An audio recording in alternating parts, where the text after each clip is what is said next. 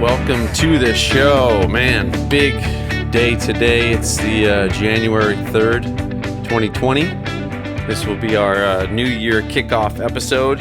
And again, New Legend Podcast. We're here to still explore and celebrate vintage 4x4's adventure, family, culture, and being a man in the 21st century. Mm-hmm.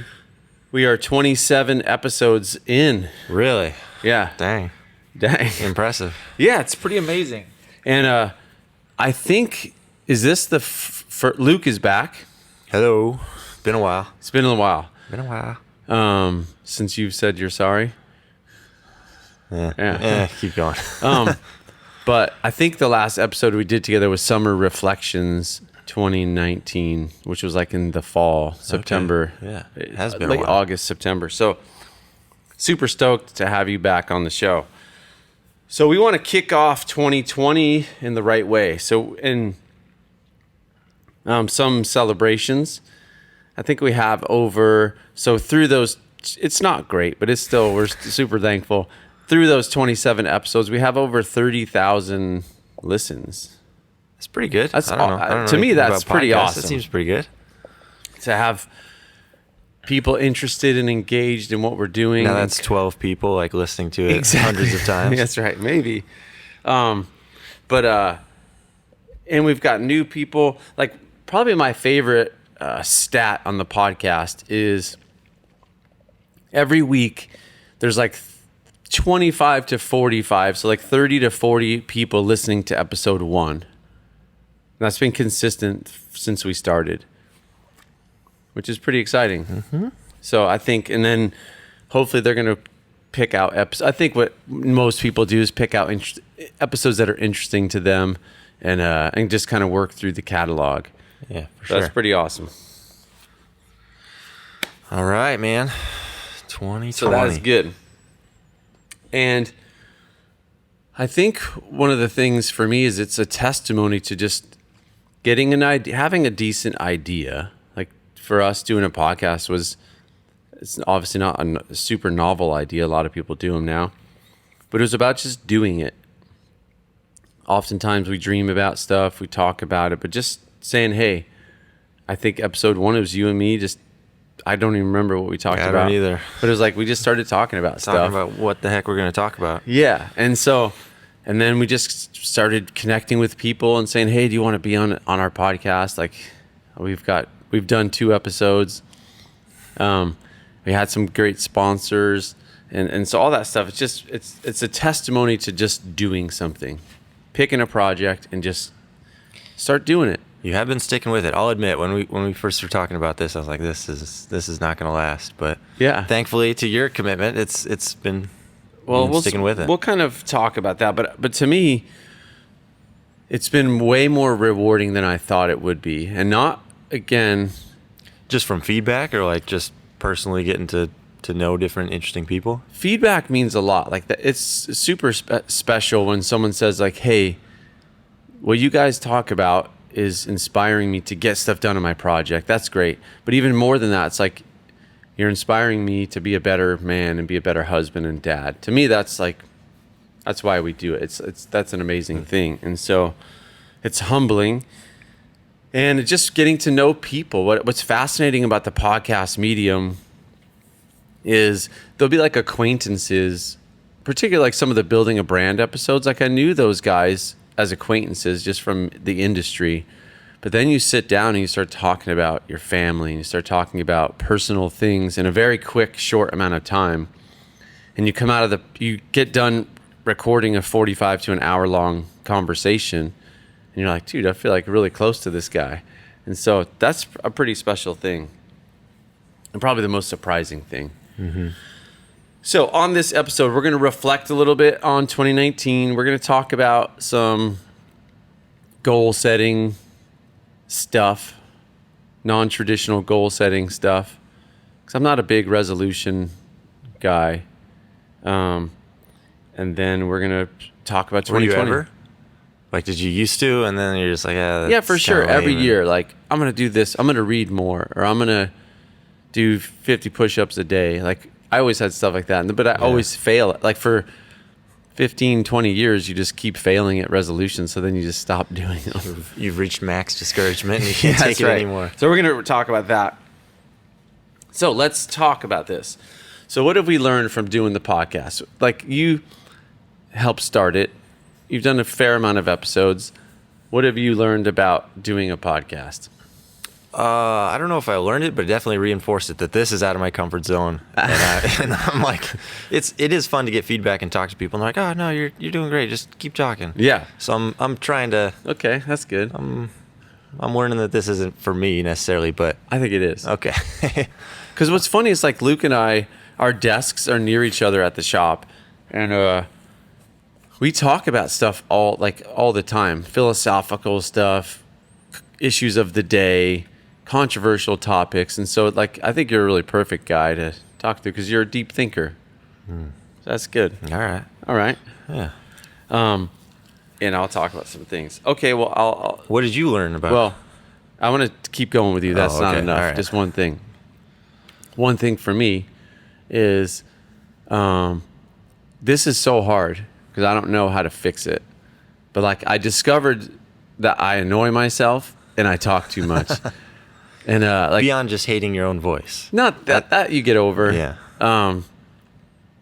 But yeah, like, I listen to episodes because I like to listen to the episodes so I can just remember what we talked about. Because honestly, I forget. Like, I'll have a great time with a friend talking, and then I'm like, I totally forget what we talked about. So it's always like, and another really funny thing is, like, I'll be listening to an episode, and, like, the guest and I were talking about something, and I'm like, oh, it would be sweet if you bring this up. And then I bring it up, and it's like, oh, good one. Give yourself a little high. Yeah. Good work, Sean. But yeah, I ask questions. You annoy yourself? Is that what Yeah, you said? because, like, I ask a question, and then, like, the person will either contemplate for a second or start to answer. And then I'm just like, I just answer it for them. It's taking too long. It's very annoying. So starting today, I'm going to try to give another friend of mine. So, and you know that people love you when they're able to give you constructive criticism.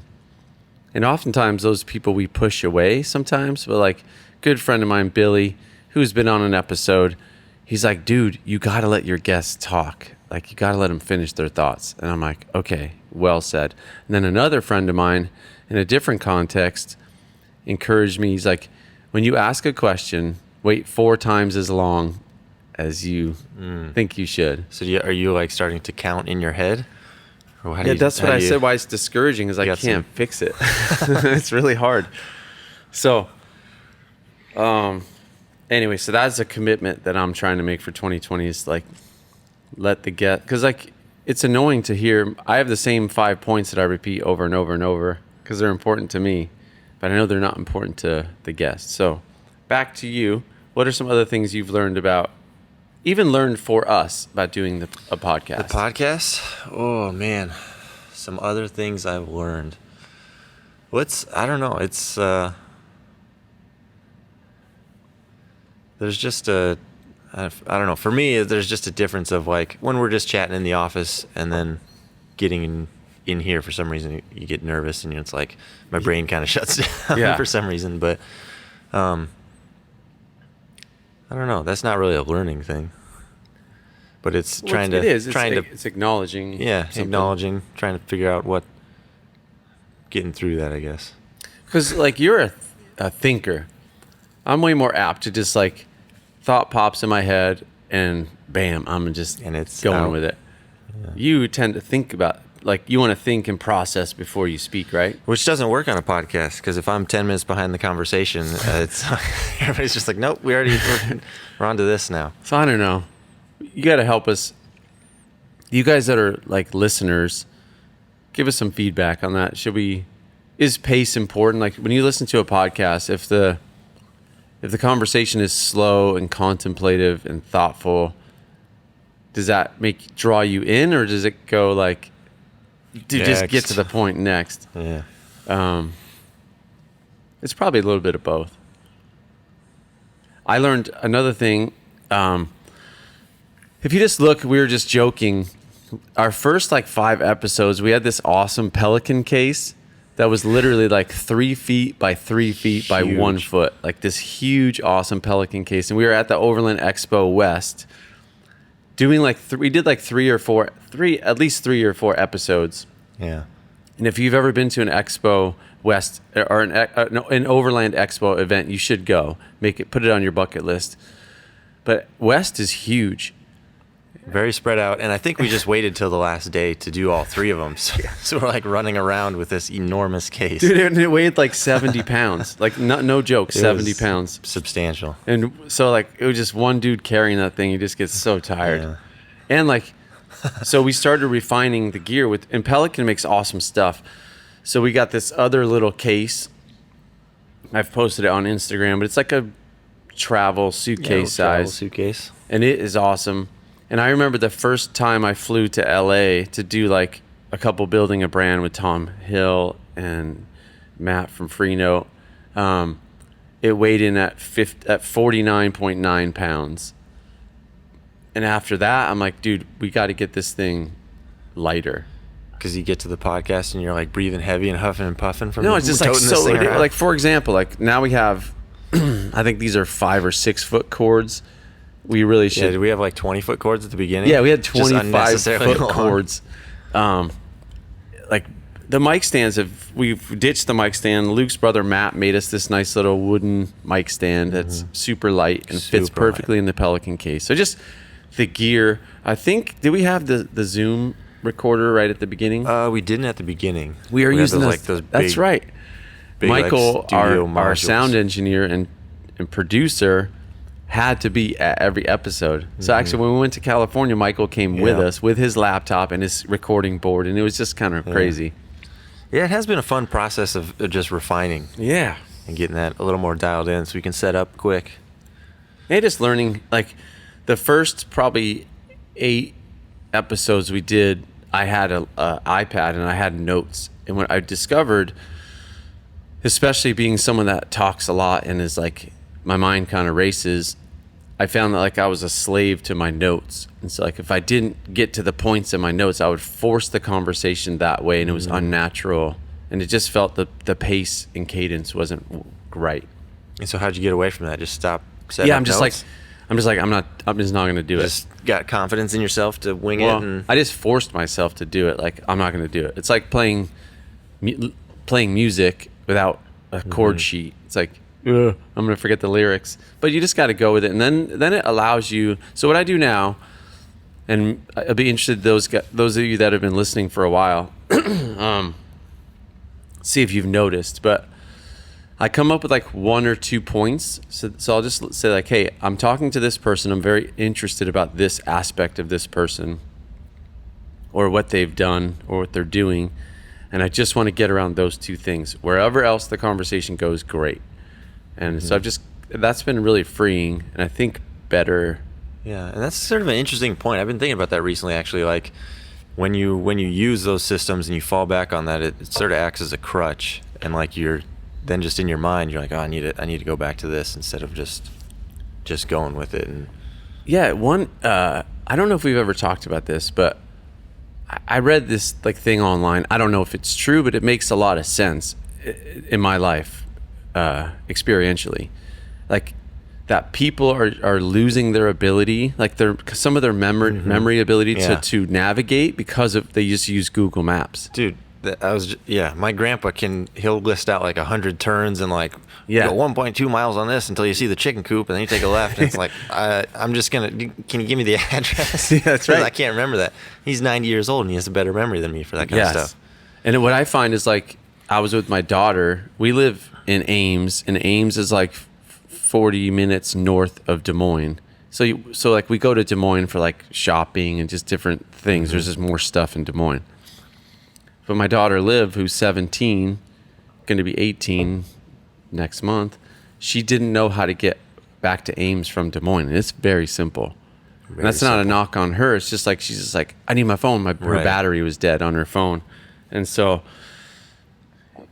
I'm like, Liv, you got to shut that. Like, no phone. Don't plug it in. Let's get home. Try to pay attention to Because your how the heck are you surroundings gonna get and home? figure out where you're at. Yeah, heaven forbid your phone is dead or you don't have one, or there's a massive EMP That knocks true, out all man. systems. Then you got to try and figure out what road signs actually mean. So yeah, like so I go to like Southern California a lot for business and friends and surfing. Good one. 2019, Luke got to go surfing. Did we reflect on that in summer reflections? Probably. It was fun. Yeah, surfing's fun. So fun. But I've been forcing myself to drive around Southern California as much as LA. Like I really struggle, but like Orange County, that different seems places. impossible. There's so many roads. It's so big. But if you learn like the 405, the 110, Yeah. the 101, so like you just the get kind of 5. the main veins, and then If you go get from the there. main veins, you can. But it takes a little more. You have to open yourself up to go. Okay, this is going to take a little longer. But then I go, oh, I remember this. I remember this. Yeah.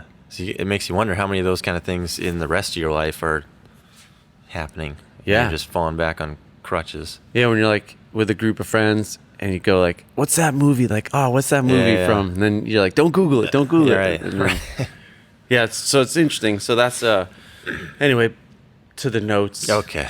Today I Just- had just to have once. some notes because we're reflecting and I wanted to have some things to talk about. One other thing is just circling back to feedback. I'd really like to create a system or just a way to encourage more feedback because it's really helpful. Like one dude on YouTube posted on one of the things like, family schmamly, get back to talking about trucks. And I came away from that like kind of offended. Like, forget this guy. Yeah. Like, what does he know? Because life is more than just talking about trucks. But then, Luke, how did you reply? That's what we do to an extent. Exactly. So. And then you and I debated for like 5 to 10 minutes about the merits of, Yeah, there's a sweet in between on everything. yeah. And I came away going, okay, he's right. Like we do need to like, so Luke and I are going to introduce a series in 2020 called, we did buying a vintage 4x4 2-part series. It's still our top 3 episodes are the history of the IH Scout. So people are really connected with that Okay. history. So we want to do like a similar show on Wagoneers, even FJs and Broncos. I'm curious about all those things, but the Scout is a uniquely cool history for us. We're very connected to it. Number 1. Number 2 most listened to episode is buying a vintage 4x4, where we just go through like some of the pitfalls, some of the things to look out for. So we want to do a 3, and number 3, I don't know, probably some of the building of brands with some of those guys. But we want to do a 3-part on building. So when you make the choice to buy a truck or have a truck built for you, how do you choose the right shop? How do you choose the right scope? How do you, like, common pitfalls? Keeping things in perspective. So that'll be a good episode. For sure. That's because that's just a realm, unless you've done it a time or two before, jumping into it is almost impossible to know what you're getting into. And as with anything, it's like the human dynamic is so diverse and there's so much room for miscommunication. And we've learned, dude, we've screwed up, definitely our fair share of times as over the years in learning and growing a business. It's very hard. So we want to do that. So that'll be really exciting. Okay, so let's, one thing I didn't do for this episode, you'd think that we'd have it down, is set a timer. Oh. So I've no- You can look on there. Oh, okay. 19 minutes Perfect. ish. Okay, so highlights in 2019. What were let's talk personally. What were some things for you that you discovered? Bad memory. And what are some things as a business that I think were big for us in 2019? For me personally, and then as a business. Yeah. Well, Great. So, you know what? No, I'm kidding. Go ahead. I get it. I did have a little girl tell me that knock, or is it a knock joke? I don't know. The interrupting cow one. Yeah. You heard that one? That's a good one. Anyways. Yeah, so for me, I don't know. I think this year has been an interesting view of kind of small business getting bigger Right. and just what that means. Because I came from a bigger business, bigger engineering, where it's like I have my very finite role and this is what I do. And then I came here. Like, and how many it's employees was that? 30 to 40. Okay. So it's still like, So it's still kind of a. Is that I mean, considered a that was medium-sized like sort business? of the R&D, like Yeah. the manufacturing. You know, there was a few hundred people. Kind oh, of doing okay, that kind of stuff. So it was but 30 to 40 people in the R&D department? kind of, yeah. That's a pretty decent sized business. It was decent size. But it was, I had my role. This is what I did, very specific. And then coming here, it was like, oh, now I need to do a little bit of Facebook marketing. I need to do some online sales. How do we set this up? I need to get this going. Blah blah blah. Just a little bit of everything.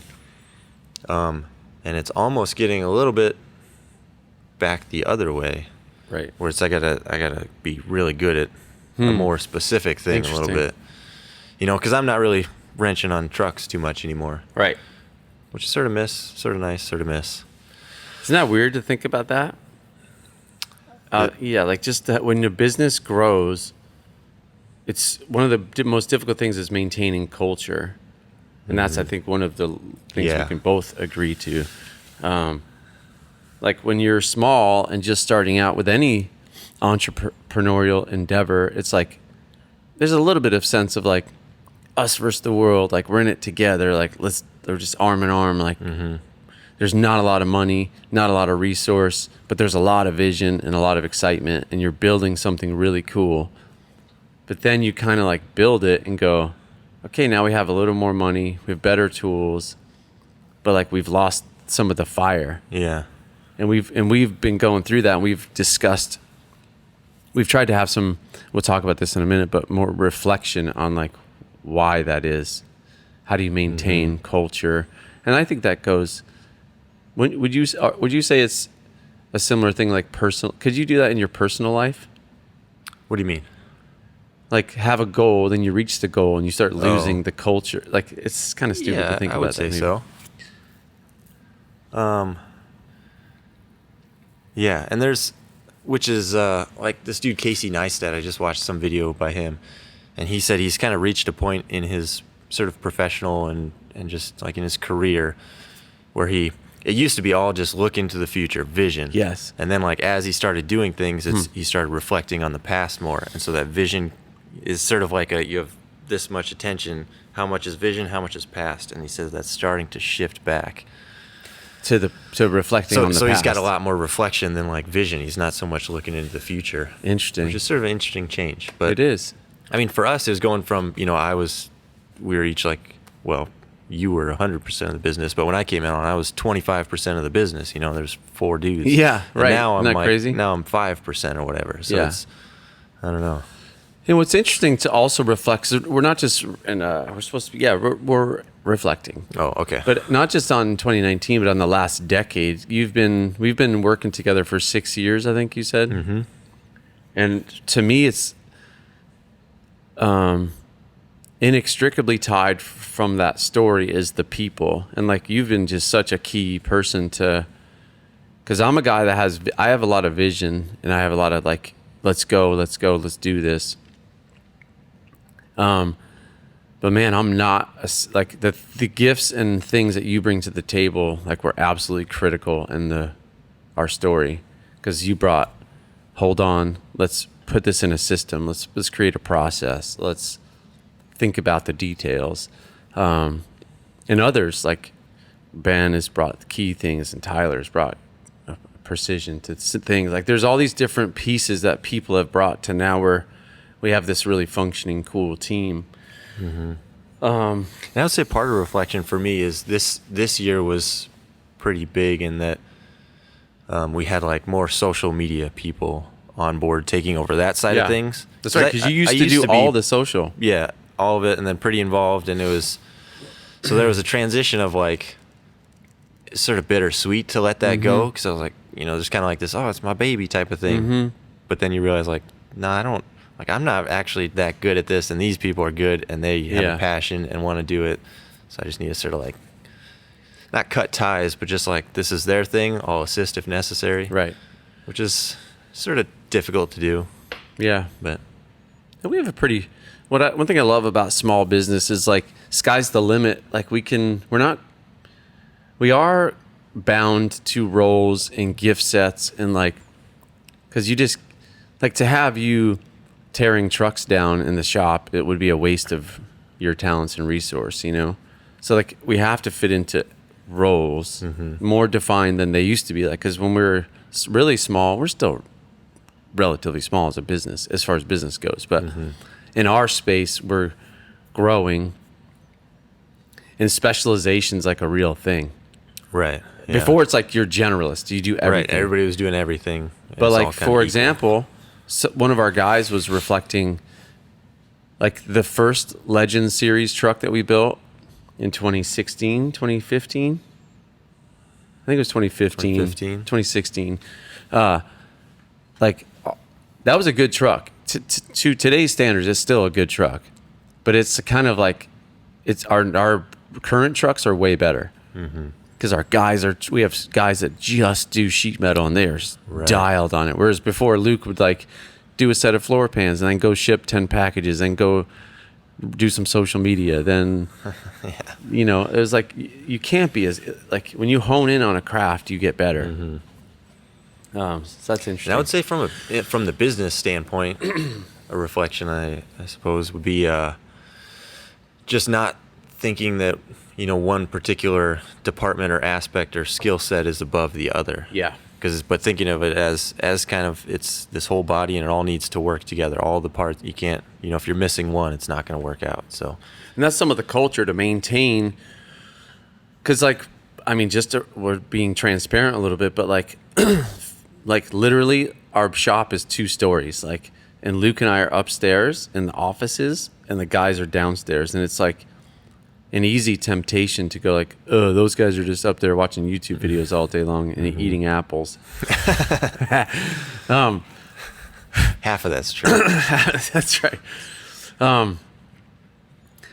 So to respect, like, no, the work we do in marketing and social media is as important as building a good truck, because you can build a great truck, but if no one knows about it, you're not going to be able to provide jobs and have a business. Like, you have no sales. And so, and it goes vice versa. Exactly. I mean, like saying like, no, you're doing sheet metal work. That's an important craft. This is, you know, if we Super don't have important. That's right. Because on the I don't marketing have side, anything good to market. That's right. If our quality is not the best, like, I mean, we strive to be the best in the industry, not just the best we can be. So that's hard, dude. It's like constant revision, and that's part of Luke's role. Is like all the engineering and CAD designing. So it's like, well, I just designed this part. It's like, yeah, but now we've installed it on 5 trucks and it can be better. Like let's move that 1/8 of an inch. Yep. And that's one thing we'll talk about in building a vintage 4x4. Those episodes is shops that specialize. This is one little, I'm going to just say this. This is no offense to general automotive shops, but like people that are interested in doing builds, like, think very carefully before you just go to like a generalist. Because like scouts, like we've learned, like, think about it, dude. We keep tweaking and changing and like refining our process over 20, 30, 40, 50 scouts. And we're not tired of it. We still love it. But like, I look at people like shops on Instagram that they have like, they're doing like a Ford Falcon and a Fairlane and a Camaro and a Chevelle and a 49 Ford pickup. And they're also doing a Scout. And we see some of the ways they do it, and we're like, don't do it like that. Like, don't ruin this truck. Right. Like, and people are paying. And it's not to say that there's not like very talented shops out there. There are quality craftsmanship, but they just don't know how to appropriately put that into a truck. I don't know. So that's just like, and I can't tell if within me if that's just my competitive nature. Like, I want that business, or if I don't think it is. I think it's just like, we've seen so many people spend good money on bad builds, and then they come to us, and they spent 70 grand on a project, and then it comes to us, and they have to spend another 70 to make it all right. Yeah, and that breaks my heart. And we'll pull up trucks on eBay or whatever and look at them, and then we kind of just stand there and sort of pick them apart. And I don't think it's coming from such a negative place, but it's like trying to refine like. This is like just our own skills and our set, and like picking out that kind of stuff and knowing. That's right. I don't know. Yeah, looking at process is huge for us. Yeah. And we just had a team meeting. And that's one of the things, the commitments we made was to give the shop guys more of a voice, because it doesn't come top down. Vision kind of comes from the top down, but the process and the craft comes from the guys up. Like it comes from the shop up. And so if we don't know what they're doing and like, hey, I figured out a new way to do this. And so anyway, Yeah, but we'll that's dig definitely into that like more. in 2019. That's definitely been Kind bigger, of in our face. bigger than it's ever Yeah. been. Yeah.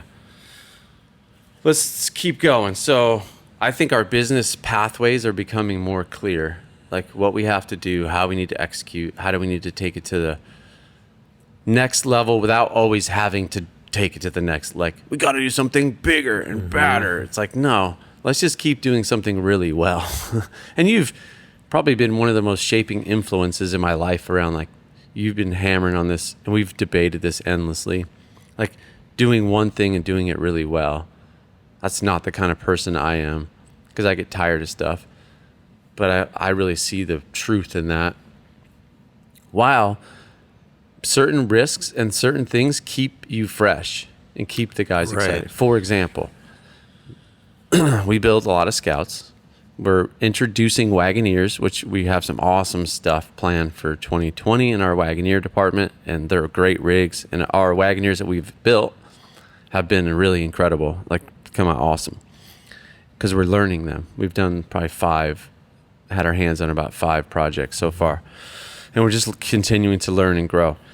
But I said yes to the dress. No, I said yes to a 67 Travelall, which is like a curvy kind of body wraparound glass, like real vintage looking Travelall. We're taking that, and then we're taking a 2019 Dodge Ram 2500, brand new off the showroom floor, 200 miles on it, and we're going to integrate the Travelall into that system. And our goal is to get the anti-lock brakes and the without like with maintaining a very clean integration. And Luke's like, that's going to be a nightmare. And it may well not be a great business decision, but I feel like it's really important for us to, as our craftsmen. We're certainly going to learn a lot. We're going to learn a lot. And so there is. And it's going to be cool. It's going to be cool. It's going to Really be really cool. cool. I'll admit that. But there is that balance of staying in your lane and doing That's what right. you do right, but then also you need constant innovation. You gotta push for the next best thing. So That's right. And I don't think keeping that's that balance. dissimilar to our personal lives. Because if you're always bouncing from one thing to the next, like you're never going to build a craft or skill or like even like relationship building or parenting. Like you have to stay in it and find things that work and repeat, wash, rinse, and repeat. Okay, so I think that's good, and we'll keep talking about that. And again, comment on this if you want to hear more about. Like we're pretty transparent people, and we try to be accurate and humble, and we're not above criticism and whatever. So like, but feedback. If you want to know more about that stuff, let me know. I feel like in 2020, the last like. We've been hustling for a long time, but like we hustled, we're working hard and it's paying off. And that's rewarding to see that dream in America is still alive, man. If you hustle, you can create opportunity, you can create jobs. In 2019, I think we hired 5 new full-time people, maybe probably sounds 5. Right. Yeah. That's 5 more guys that are doing something that's fun, that's skill building, team building. And 5 more jobs. Like 2019, we offered benefits for the first time. So we've had a lot of celebrations. 2020, we're going to introduce retirement plans for the guys. And we're just really believe that the work of craftsmanship, and this is happening more and more throughout our country, which I love. It's like one of my favorite things to see in our country. Is like the value of craft and the value of working with your hands. And I always like to say that working with your hands is not worth less than like someone who's programming a computer. Like you go to Apple, starting pay at Apple headquarters is like $200,000, whatever. It's like ridiculous amounts of money. And it's like, yeah, but the shop guy, there's or a restaurant worker or a cook or just someone who's doing something still valuable the expectation is, pay him $15 an hour, $12 an hour. And so we're trying hard, man. It's so hard to bridge that gap. It's not easy. No, I'd imagine not. I think it's possible, but it takes people who value that similarly. Because not everyone needs a vintage 4x4, but there are people at all income levels, because it's really a true thing, that really value what a vintage 4x4 and the surrounding community means, and the value it can bring to their life and their family, and they're willing to sacrifice to do it, whether it's late nights in the garage doing it themselves, or having a shop like us build it, or another shop invest. So that's a cool move in our country, and I'm stoked about it. Took some amazing trips. Moab. That was unreal, Super dude. sweet. That place is amazing, and I'm so grateful that it's open. How many times have you been out there? Like, did you go out there a lot when you were in California? Or there No, there was once. closer stuff? I just went once. Yeah, Okay. we were so close to the Rubicon and Fordyce and like Hollister Hills. Like I was in Northern California, so there was endless stuff up just in the Sierras. But yeah, Moab is a magical place, and I'm again grateful that it's open for vehicles. And it doesn't even have to be, driving out in a off-road vehicle. Right. Because there's biking, there's hiking, there's just everything. Yeah. I have to be consistent with my thoughts, because I see all those UTVs and it does kind of bum me out a little bit. They're like just swarms of them out there. Yeah. And I feel like that might be our undoing, because people rent them, and some people can be idiots and they're not there, so they don't care about them. Like when you take like your vintage 4x4, you don't want to, or a brand new Jeep, like you're very like, I don't want to mess it up. I want to explore and adventure and have some driving experience, but I don't want to tear it up. But like you go rent a UTV for Somebody who has no idea what they're doing. Yeah, and dude, super capable little and ripper. they just like, Yeah. and they don't understand the ethics of the place. I hope like those rental places really push the ethics, and we'll talk. I'm going to do a whole episode this Yeah, 2020 it'd be about interesting off-road ethics. Yeah, I'd be curious how much the culture is changing there in the past few years with UTVs taking off. Yeah, I know it's good for the city. There's a big, not controversy, and we should do an episode on this as well, but like 2019, there was a movement to keep Pismo Dunes open. I guess like over the last 25, 30, 40 years, it's gone from like 15,000 acres to like 1,500 acres to like where you could actually take a vehicle down to 500. And I see both sides of the argument, both like the conservationists and like the people that are like responsible land use. It should be open to the public. It's our land. And I think there's a way to appropriately and responsibly steward the land and still leave it open. But the times, have you ever been to Pismo? I have not. I've been there like 5 or 6 times. Heard stories, but And never it's been. like, that's the thing, right? It's like, I love that it's open, because I took my daughters. I had this 79 Scout. Like my daughters were little, really little. We drove from San Jose to Pismo and just like camped out in the dunes, and it's such a beautiful place. And like, dude, I see like the guys in Australia, like there's a lot of beach camping in Australia, and I'm so jealous, because it's like nothing better than camping on the beach and like having the back of We'll your have truck. to do an episode on that too. Just 4x4 land in America. What's open? What's happening? Where it's going? Yeah, for sure. Because there's some good foundations. Blue Ribbon Foundation. Yeah. A lot of the Jeep clubs in California are on the front lines. But yeah, I agree. I need to educate myself more on that. But also at Pismo, the flip side of that is like, it's like a Kid Rock for governor, group. Like it's just like partying, and everyone's just like, woo! Like doing burnouts and like ripping around. And it's just like, I felt like it's been anarchy. Yeah. And that's not good either. So there's got to be, that's what closes land, is when dudes are like dumping oil on the beach and just like everything's rolling coal and just like doing 4-wheel drive. Right. If you want to keep it, you got to respect it a little bit. Yeah. While having fun. And I'm a motorhead, dude. I love going, feeling horsepower and having fun and all that stuff on a motorized machine. But anyway, we took some amazing trips. Moab. What else did we do? I'm going to get to the Nashville trip, but we didn't do any Wisconsin. We didn't do Colorado. I felt like we did something cool. But Moab's a big endeavor to drive vintage 4x4s carbureted and leaf sprung. That was a long trip. And we introduced, like, we had customers meet up. So that was like a new Legend event. And like what we're super excited about is Moab this year. And I apologize, it is going to be, has to be invite only, because like we can't have 1,000 vehicles. Like we just want to get our customers together, help teach together, like in a together way, like the ethics, go explore some beautiful things, learn how to drive, how to use 4-wheel drive. So we have some fun.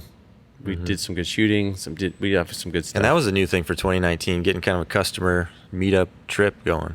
Well, let's talk about that. That's one of my highlights, because it's something that you and I have talked about for the last, probably from 2018 into 2019, is there's this new thing happening. So you have these like big events like SEMA, the expos, like those are good things. We're not saying we don't like those, but if you've been to like trade shows, they're very, like, I also don't like the commercialism. I don't like. You don't really do anything. Yeah, you just don't. So like, you're just looking at there's stuff. like Instagram accounts that just kind of, the dark side of the overlanding community is it's a lot like the criticism is very materialistic and about the stuff. Like I'm gonna go kit out my truck, and I've never even been on a off road before, but my truck's got like the max tracks. I got everything, and I understand the temptation of that, because some of that stuff's very freeing. Like discovering rooftop tent camping is awesome. Like I love it. Or having a fridge is amazing. So I'm not against that stuff, and I really support. I love the overlanding community and vibe. But it's like their overlanding trip for the year is camping at the expo. Yeah. And it's like kind of a weird thing, because like in the old days it was about exploration and can we do this, and can we go see new things. And so anyway, we just saw this trend of like, and we were getting to know these like social media community building catalysts. And we've done a couple of episodes, but so for example, at the Nationals, well, through Instagram, we see this Instagram account, Scout About South. Like he's just always like, what's up with this dude? It's in Nashville. So went to the National, but never, I don't think we ever reached out to each other via Instagram. Maybe like a comment here or there. Just little stuff. But then we go to the Nationals, and I meet this guy, Mario, because I just liked his truck, and we're talking. I'm like, and put 2 and 2 together. He's Scout About South. So I'm like, dude, this is crazy. We start talking. We feel like long lost brothers. Like we're just about the same thing. Find out he's got like 4 scouts or something like that, ridiculous. And he's got a history of international in his family. And so right then and there, I'm like, let's do a podcast. And this is all, there's context to it. So as you and I were talking, like we got to catalyze local, we got to help catalyze and get behind local scout communities. And we'll do the same for Wagoneers. So it was this really neat idea, like, can we go city to city, like in these different regions of our country, and see if we can get scout people together around 3 things. Number 1, good food. Good food. Every region in our country, like we love food, and like, and whether it's Texas or Nashville or Florida, like there's just Northeast, amazing. Southern Surprisingly California. unique how different places have their own like delicious things that nobody else has. And it's a big part. It's like so good. Yeah. Everybody loves food. So good food. Obviously, like get the community, get a meetup together. But good food, getting off road, Exploring. yes. And you've heard me rant about this before, but exploring, and then number 3, camping. So we did our first meetup in Nashville. So if you listen to the Mario Avila episode, Building Community, I think we talked about this event, and we did it, and a lot of you have seen it on social media. A lot of you guys have participated in it. We had like 30 scouts, the 615 Scout Club, highlight of my year. It was just so rad, like strangers. Yeah, there's a remarkable sense of community of just all these. I mean, Dude, it was crazy. Some of them knew each other, but it was just this group of people that came together and just. And we didn't know any of them. Yeah. It was like just like literally like giving hugs to people like after a day and a half of hanging out. It's like, and what was awesome, and this is something for the year of 2020 I want to talk about, and we'll just get into it.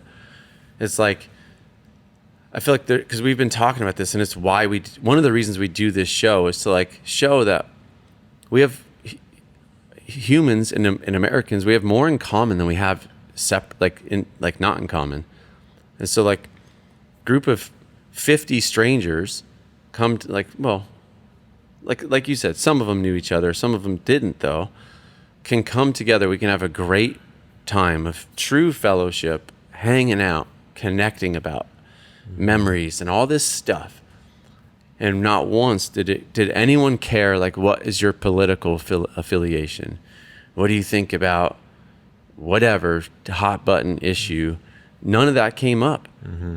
And we had a great time. We came together, and I feel like it was a really, this sounds stupid, but it's a recipe for like some healing in our country, like just around a machine, like this, a scout, like.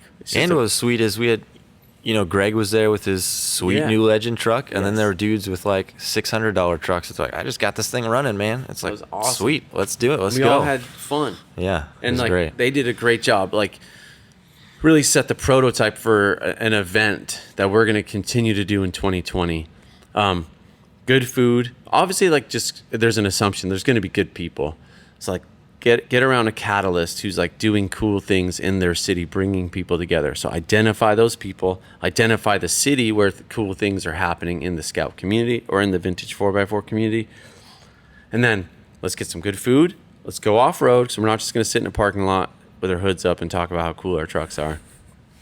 We'll get off-road. And like our friend Caleb from Nashville, he led us on the Dirt Devil. Mm-hmm. And like, dude, that was easy, but there's some challenging parts, some river crossings and things like that, but nothing crazy. But dude, it was amazing. And like probably a handful of people were like, that's the first time I ever put my truck in four-wheel drive. Yeah. And that to me is a huge win. And then we camped again at Caleb's property, like cool dude, cool property. Mm-hmm. Anyway, so we camped, we had bonfire, we had amazing food, fellowship. So we're going to keep doing that. So for 2020, we're planning an event in Austin in February. Mm-hmm. And then we're going to be in Southern California in June. And then we'll probably do a Midwest one in the fall, like probably in Wisconsin. And we got some good partners. Haggerty, our friends at Haggerty, sponsored the evening meals for those meetups. It's just like, it was awesome. So that was a good time. Yeah. Okay. So what else you got? What other notes you got? Okay. What time we got? 48 minutes. People aren't bored yet. Okay. Do you understand the difference between reflection and introspection? No. What do you think? What comes to mind when you think of them as the same? It seems similar, but one is internal. Yeah. I think that's it. Very good. This guy. I told you this guy's smart. Because I've always more thought of reflection. The idea of introspection is actually somewhat new to. I've obviously heard the word, but the process is somewhat new. Been doing some reading, and reflection is, I think, how they define it is like looking at the facts, like just looking at the facts and the happenings. Okay. Introspection is looking at the mindset, the heart, the reasons, like the more philosophical journey in the context of those facts of the happenings. Okay. So that's something I wanted to talk about, because new year, new you, resolutions, goals. Okay, what do you think about this? All right, lay it on me. And what's my resolutions? So think about three things. I want you to think about three things. Not you, but everybody. Everybody. Identity, behavior, and habits. Okay? So what do you think about this? Identity, behavior, and habits. Yeah, they all are connected. There's like this triad of connected ideas, because your identity drives your behavior, which drives habits, which shape your identity. Oh. For example, have you ever heard someone say, like, I smoke, therefore I am a smoker? So they've associated a behavior as part of their identity. So what do you think about this? You are the sum of your habits. The sum of your habits. True, not true, it's a momentary thing, because my habits, like, you could be a smoker and then a non-smoker. Okay. but you are the sum of your habits. The sum. So you're talking like all collection from beginning So to you end. are, like, meaning your identity is wrapped up in the sum. Because you can think you're one thing. I am a disciplined person. I am this. But if you don't have any habits, then you're not really a disciplined person. So your identity is not a disciplined person. It's a disheveled person, chaotic, whatever. Do you think everything from your identity falls into some sort of habit? That's the question. I don't know. I've been thinking a lot about this. Just like if you're a quirky person, it's like, because you're not taking because Ritalin. we've said this to our kids, like, and it's been meaningful to me. You are the sum of your 5 closest friends. So if you want to look in the mirror and see what kind of person you are, look at the people around you and say, like, what kind of people are they? And if they're gossipy and divisive and just rude or whatever, like, you're probably going to look in the mirror. If you have some reflection and introspection, you're probably going to go, oh, am I rude and bitey and gossipy, or am I building others up? Am I positive? And And you're saying that's just a general guideline. Super Because you general. can certainly be like kind of a light in that, but you got to have That's right. you're going to have some good discipline and habits and that kind of thing to and the keep you that core way. of your relationship core, I would argue, like, if your relationship core is in the people you're trying to fix or help or whatever, you're going to be more like Chances them. are you're going that way Yeah. instead of they're coming your way. So I'm reading I wanted to give a little shout out to another really good book. You listen to, like, the abridged version or something, right? Atomic Habits. Some hour-long summary. Okay, so it's called Atomic Habits by James Clear, and a really impactful little thought-provoking book. It's simple.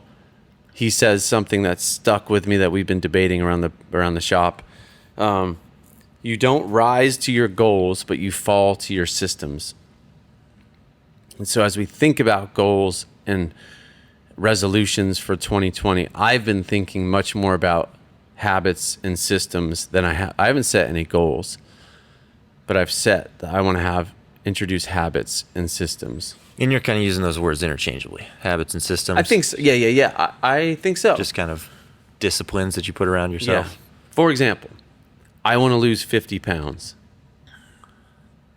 You're going to be a small dude. Small dude, 100%. I would say probably 90% of people that set a goal of I want to lose 50 pounds fail at that goal.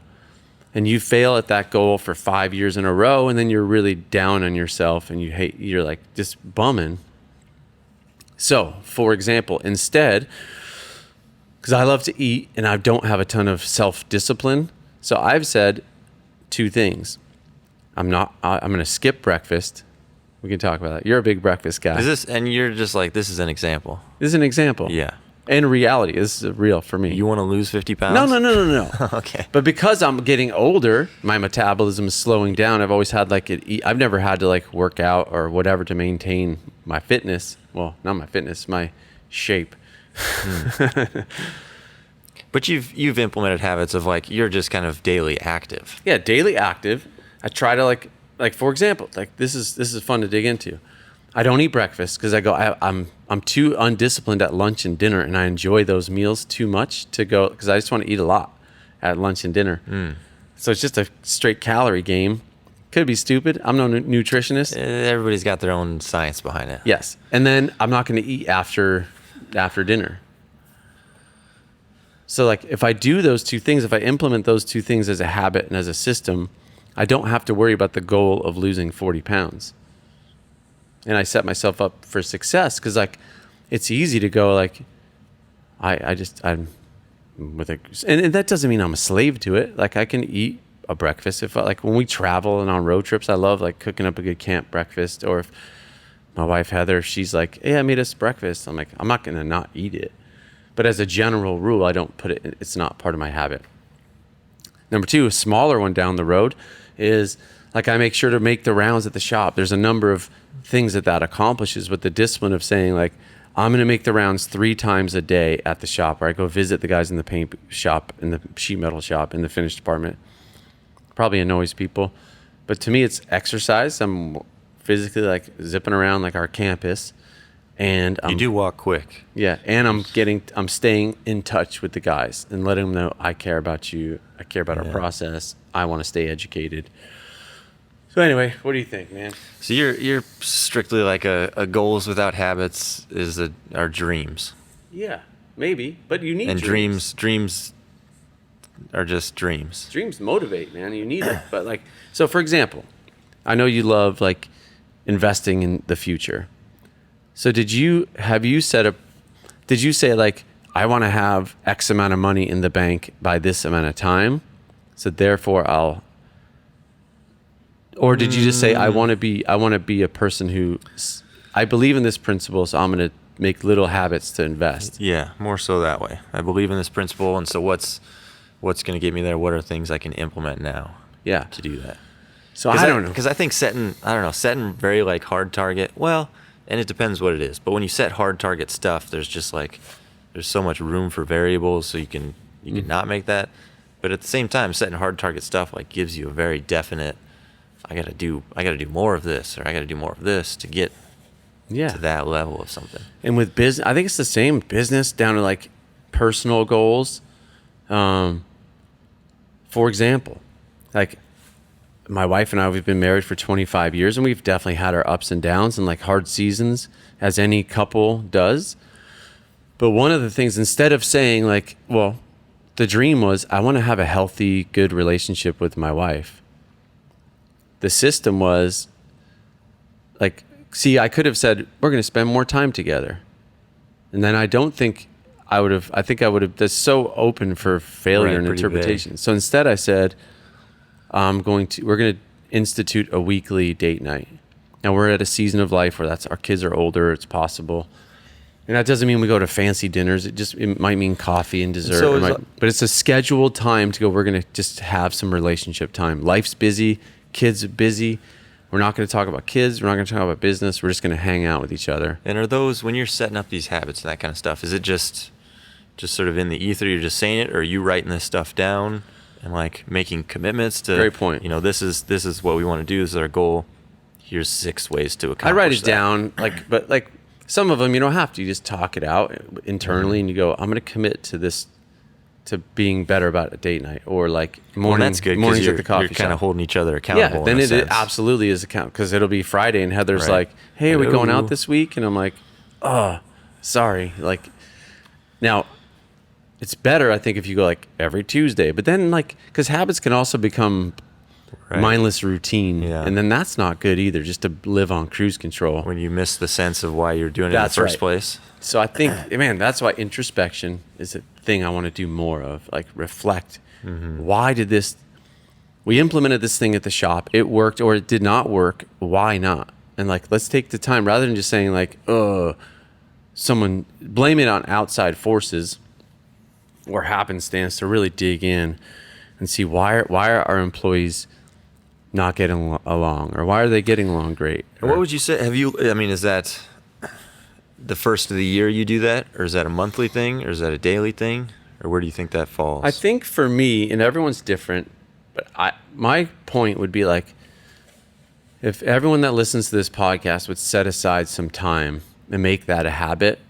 So for me, like 2 years ago, probably 2 or 3 years ago, 2 or 3 years ago, I set a habit to go, I have all these things I want to accomplish and think through, but I can't discipline myself to. I get home from work and I'm tired. I'm like, then I feel like a failure, because like, why can't I develop these thoughts or these ideas, or these disciplines?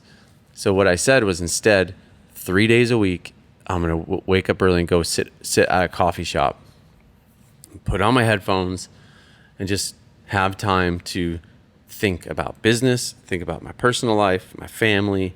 So in that time, I send people text messages. But it's not, I'm doing business work, but I'm not like necessarily answering emails. I'm thinking, and I have tons of notes. So like, I write all that down. And so I think in that time, that gives me weekly reflection time to go, hey, think about my son. Like, okay, like I need to reach out to him. I need to do more stuff. But if I didn't take that time, man, life's busy. You're solving problems. Right. Like, I would never do that. So that's been key for me, is just setting aside the time to do it. I don't know how else to. Do you find that kind of slows down time? Because for me, when I'm not looking back on stuff and I'm just going and like just jamming through routine, it's like, oh, there goes December. Oh, there goes, like, it's just so quick. For sure. I think it definitely makes me be a more purposeful person, because I'm not by nature. Like, I'm not I'm not a disciplined guy. Like, I'm an ideas guy. I go from one thing to the next, like one big vision to the next. And not even, I kind of came to a crisis point in 2013. Like, a very hard thing. Like, and I just got myself in a lot of trouble because I was so any good idea that came into my head, I was like, I'm going for it. So like, the real estate market is recovering. Like, I'm going to get into flipping houses, and I'm going to get on school board, and I'm going to get on the president of this thing, and I'm going to do this. And I was doing like 50 things. You're just so thin across Dude, I was the board. losing my mind and losing my family. I was like just a mess, and the shop was a mess because I was doing 50 other things. And so 2013, that time of reflection was forced upon me.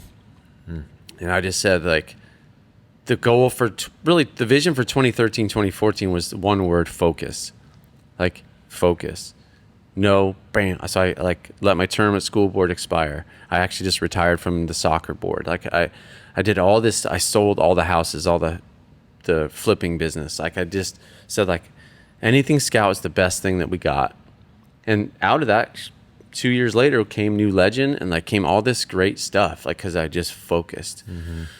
And so I think, and that's different. Guy, like, I don't know, guys, like, if you're probably not as like quite as well, not necessarily in that sporadic. sense, but I think everybody's got their thing that's distracting or destructive or whatever. Yeah, because it could just be routine, just like punching the clock, and just you hate your life because you're just going from one. Mine, I was hating my life for different reasons. So I was going too fast and too much. But I think a lot of people can think about that. So, because I don't want to go through that again, I've implemented habits that have helped me be a more thoughtful and person. But anyway. And in that book, he talks a lot about, like, in that habits book, not just going like, okay, my life's a mess, I'm going to change everything all of a sudden. Like, I'm just going to, this year, I'm going to be a way better person, do all this stuff and be blah, blah, blah. I think that's the point of the title, right? Like, the atomic energy. It's like little, like a small thing can make like exponential change. And is attainable as opposed to just like, I'm going to shift my life 180. No, dude. It's like, well, that's like, just do little steps, get yourself there, things that will stick and maintain. And that's why, like, developing your mind is so important. Like, I was telling my wife, God bless her, like, she's one of the most disciplined people I know. Like, makes the bed every day, cleans up. Like, she loves cooking, and she cooks for our family. So like, when she's cooking, she's cleaning as she's cooking. So like, when she's done with dinner, bam, it's like the kitchen's perfect. And it's not because she's OCD. Like, she just is a disciplined person. She's forced herself to be. But she also, like, wakes up super early. And I always say, like, I hate working out. I hate workout classes. I hate it. I just can't bring myself to do it. I like doing stuff. I love doing stuff. But I hate workout classes.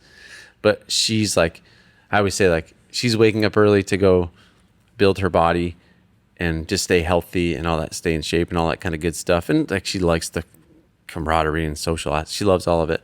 But I'm like, I wake up and I just work on my mind, which is a lazy excuse to not work out. No, not today. I'm gonna work on my mind. I'm building my mind, which is a season of life thing. I'm 45. Like, you got to think that stuff. You got to be more contemplative. You have to. I think it's just natural. Building my mind. I like that. Build my mind with my eyes closed on my pillow for another hour, real quick. Sleep is good for the brain, so I'm gonna. But one other gripe, dude. I was griping to you this morning. In the Midwest, like, I was waking up this morning and I'm like, dude, it's so dark. Like, why is it so dark for so long? And sunrise in Iowa this time of year is 7:45. And I was looking like, what is it in LA or Phoenix or like Houston? And it's like 6:55. And I'm like, oh man, like, I hate waking up when it's dark. Yeah, it's Do tough you? to get. No, it's tough to get going. Oh man, it's not bad staying up like in the evening when I'd rather it get light at like 6 a.m. and get dark at 4 than get light at 8 and get dark at 7. You know. Although I do love Just long summer nights. Change your clocks. Yeah. It's all, Or I need some fake all lights. relative. Yeah. But anyway, fun episode, kind of sporadic, a little bit of reflection, a little bit of dreaming for 2020. Did we miss any points on your list there? Probably. All right, we'll get them later. 2021. Yeah, 2021. So thank you again for listening. Thank you. It's been a great journey. It's been a great process of learning. Luke's back on the show. Woo. It's amazing. It's been nice. At least for one. For one. We'll do a reflection in 6 months. We're heading to Barrett Jackson in a couple weeks. That's going to be fun. Going to hammer out some episodes there, see some cool cars, maybe come home with the 80s. You should take turbo just car. like a couple grand to try and swoop up something. I think I might. Luke was looking at this LeBaron convertible today on Hemmings. It's a garbage car, but super, super fresh. Dude, it's so man. good. Was it a turbo? I don't think so. I don't think I could own a non-turbo 80s Yeah. Chrysler LeBaron. Be Those- sweet. So sweet. Anyway, thanks for listening. Let's together have a good 2020 and we'll connect, man. Let's connect together. So thanks for listening. Until next time, we'll see you on the road. See ya.